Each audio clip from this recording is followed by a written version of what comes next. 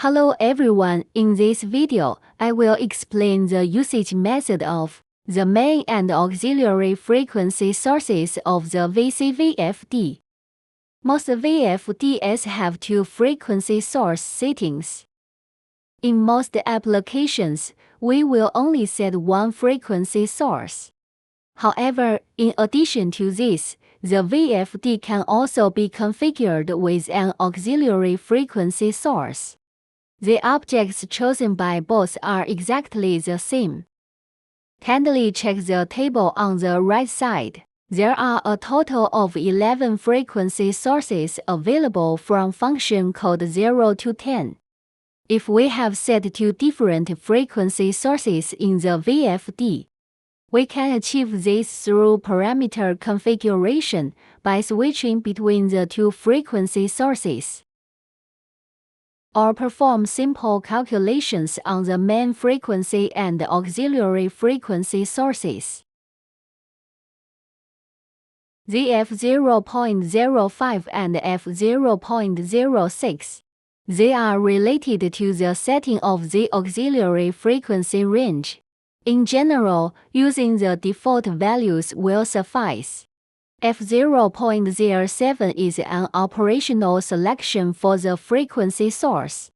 Please look to the right side of the screen. This is the setting range for F0.07.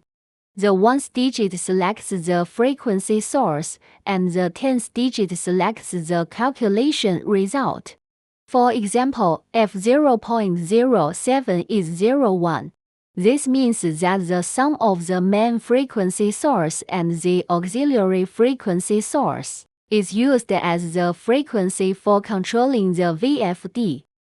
Only when the 1st digit number is 1 or 4, then setting the 10 digits makes sense because the 10 digits represent the result of the calculation. In addition, when it is necessary to switch the frequency source, we can use the terminal. Set the function code to 18. This is a demo to show how to use keyboard potentiometer and AI1 voltage signal to control.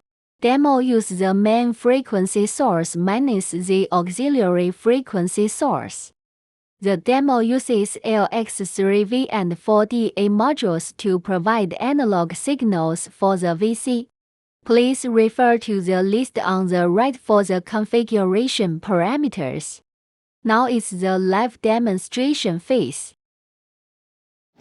I have already set the parameters in advance, and now the VC is in a running state. The 0.09 can display the real-time voltage value of AI1. Now both the potentiometer and the analog are 0. I am using the PLC to provide the analog. At this moment, the potentiometer of the main frequency is set to 0, and the analog voltage of the auxiliary frequency is 4.9 volt, therefore, the motor reverse. Continue to increase the value of the analog, and the frequency of the reversal will increase. At this point, by adjusting the potentiometer, the difference between the main frequency source and the auxiliary frequency source becomes smaller, so the VFD reduces the frequency.